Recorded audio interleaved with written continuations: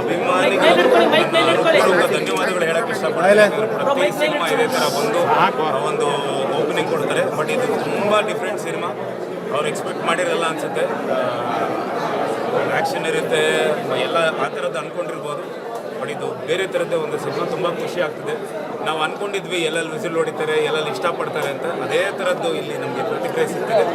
ನಿನ್ನೆ ಮೊನ್ನೆ ನೀವು ಎಲ್ಲರೂ ನೋಡಿದ್ರಿ, ಸಿನಿಮಾ ನೋಡಿದ್ರಿ. ಇದು ನನಗೆ ನನ್ನ ಲೈಫಲ್ಲಿ, ನನ್ನ ಕರಿಯರಲ್ಲಿ ಭಾಳ ವಿಭಿನ್ನವಾದ ಸಿನಿಮಾ, ತುಂಬ ಇಂಪಾರ್ಟೆಂಟ್ ಸಿನಿಮಾ ಇದು. ಅಂದರೆ ಒಬ್ಬ ನಟನಾಗಿ ಗುರುತಿಸ್ಕೊಳ್ಳೋಕ್ಕೆ ನನಗೆ ಭಾಳ ಅವಕಾಶ ಕೊಟ್ಟಿದ್ದಂಥ ಸಿನಿಮಾ ಇದು. ನವೀನ್ ರೆಡ್ಡಿ ಅವ್ರಿಗೆ ನಾನು ತುಂಬ ಧನ್ಯವಾದಗಳು ಹೇಳೋಕ್ಕೆ ಇಷ್ಟಪಡ್ತೀನಿ. ಆಮೇಲೆ ನಮ್ಮ ನಿರ್ಮಾಪಕರು ಕೇಶವ್ ಅವ್ರಿಗೂ ನಾನು ಧನ್ಯವಾದಗಳು ಹೇಳೋಕ್ಕೆ ಇಷ್ಟಪಡ್ತೀನಿ. ಬೇರೆ ಥರದ ಒಂದು ಸಿನಿಮಾ ಎಲ್ಲ ಅಭಿಮಾನಿಗಳ ಹತ್ರ ಕೇಳ್ಕೊಳ್ಳೋದು ನಮ್ಮ ಒಂದು ಕನ್ನಡ ಚಿತ್ರರಂಗದಲ್ಲಿ ಈ ಥರದ್ದೊಂದು ಸಿನಿಮಾ ಬಂದಿರಲಿಲ್ಲ.